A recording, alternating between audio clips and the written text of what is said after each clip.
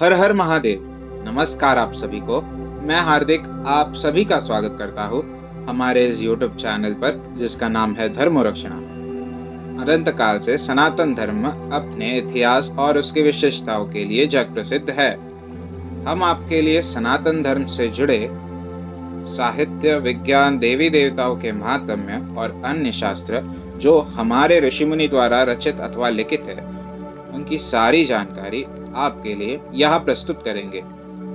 इस कलयुग में हर एक तक हमारे प्राचीन ग्रंथ, वेद, पुराण, उपनिषद और अन्य साहित्यों के विषय में रोचक जानकारी हम आप सभी के लिए यहाँ प्रस्तुत करेंगे। आशा करते हैं हमें आपका सकारात्मक प्रतिसाद मिलता रहेगा। हर हर महादेव। श्री रुद्र संहिता तृतीय खंड 92वां अध्याय। भगवान शिव का आवास गृह में शयन। ब्रह्मा जी बोले, नारद, शैलराज हिमालय ने सभी बारातियों के भोजन की व्यवस्था करने हेतु सर्वप्रथम अपने घर के आंगन को साफ कराकर सुंदर ढंग से सजाया। तत्पश्चात गिरिराज हिमालय ने अपने पुत्रों मैनाक आदि को जनवासे में भेजकर भोजन करने हेतु सभी देवी देवताओं, साधु संतों, ऋषि मुनियों, शिवगणों, देवगणों सहित विष्णु और भक्तवत्सल भगवान शिव को भोजन के लिए आमंत्रित किया। तब सभी देवताओं को साथ लेकर सदाशिव भोजन करने के लिए पधारे। हिमालय ने पधारे हुए सभी देवताओं एवं भगवान शिव को बहुत आदर सत्कार किया और उन्हें उत्तम आसनों पर बैठाया।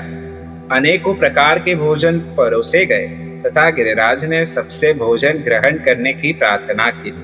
सभी बारातियों ने तृप्ति के साथ भोजन किया तथा आचमन करके सब देवता विश्राम के लिए अपने अपने विश्राम स्थल पर चले गए। तब हिमालय प्रिया देवी की आज्ञा लेकर नगर की स्त्रियों ने भगवान शिव को सुंदर सुसज्जित वास भवन में रत्न जड़ित सिंहासन पर सादर बैठाया।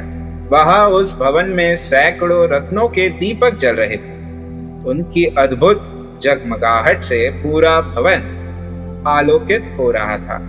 उस वास भवन को अनेकों प्रकार की सामग्रियों से सजाया और संवारा गया था। मोती माणियों एवं श्वेत चमरों से पूरे भवन को सजाया गया था। मुक्ता माणियों की सुंदर बंधन वाले द्वार की शोभा बढ़ा रही थी। उस समय वह वास भवन अत्यंत दिव्य, मनोहर और मन को उमंग तरंग से आलोकित करने वाला लग रहा था। फर्श पर सुंदर बेल बूटे बने थे। भवन को सुगंधित करने हेतु सुवासित द्रव्यों का प्रयोग किया गया था, जिसमें चंदन और अगर का प्रयोग प्रमुख रूप से था। उस वास भवन में देवताओं के शिल्पी विश्वकर्मा द्वारा बनाए गए कृत्रिम वैकुंठ लोक, ब्रह्मलोक, इंद्रलोक तथा शिवलोक सभी के दर्शन एक साथ हो रहे थे। इन्हें देखकर भगवान शिव को बहुत प्रसन्नता हुई। वास भवन में बीचों बीच एक सुंदर रत्नों से जड़ा अद्भुत पलंग था। उस पर महादेव जी ने सोकर रात बिताई। दूसरी ओर हिमालय ने अपने बंधु बांधवों को भोजन कराने के उपरांत बचे हुए सारे कार्य पूर्ण किए। प्रातः काल चारों ओर पुनः शिव विवाह का अनोखा उत्सव होने लगा। अनेकों प्रकार के सुरीले वाद्य यंत्र बजने लगे, मंगल ध्वनि होने लगी। सभी देवता अपने अपने वाहनों को तैयार करने लगे।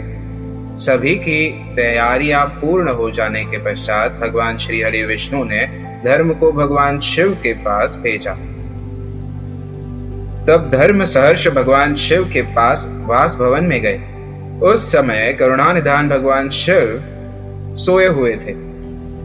यह देखकर योग शक्ति संपन्न धर्म ने भगवान शिव को प्रणाम करके उनकी स्तुति की और बोले, हे महेश्वर, हे महादेव, मैं भगवान श्री हरि विष्णु की आज्ञा से यहाँ आया हूँ। हे भगवान, उठिए और जनवासे में पधारिए। वहाँ सभी देवता और ऋषि मुनि आपकी ही प्रतीक्षा कर रहे हैं। प्रभु वहां पधार कर हम सबको कृतार्थ करिए। धर्म के वचन सुनकर सदाशिव बोले, हे धर्मदेव, आप जनवासे में वापस जाइए। मैं अति शीघ्र जनवासे में आ रहा हूँ। भगवान शिव के ये वचन सुनकर धर्म ने भगवान शिव को प्रणाम किया और उनकी आज्ञा लेकर पुनः जनवासे की ओर चले गए। उनके जाने के पश्चात भगवान शिव तैयार होकर जैसे ही चलने लगे, हिमालय नगरी की स्त्रियां उनके चरणों के दर्शन हेतु आ गई और मंगल गान करने लगी। तब महादेव जी ने गिरिराज हिमालय और मैना से आज्ञा ली और जनवासे की ओर चल दिए। वहां पहुंचकर महादेव जी ने मुझे और विष्णु जी सहित सभी ऋषि मुनियों को प्रणाम किया। तब सब देवताओं सहित मैंने और विष्णु जी ने शिव जी की वंदना और स्तुति की। अध्याय 52 समाप्त। हमारे कार्य की सराहना करते हुए इस YouTube चैनल को सब्सक्राइब करें, वीडियोस को शेयर करें और लाइक करें। हमारे कार्य मानव जाति के हित हेतु अधिकांश मानव जाति तक पहुंचाने में हमारी सहायता करें।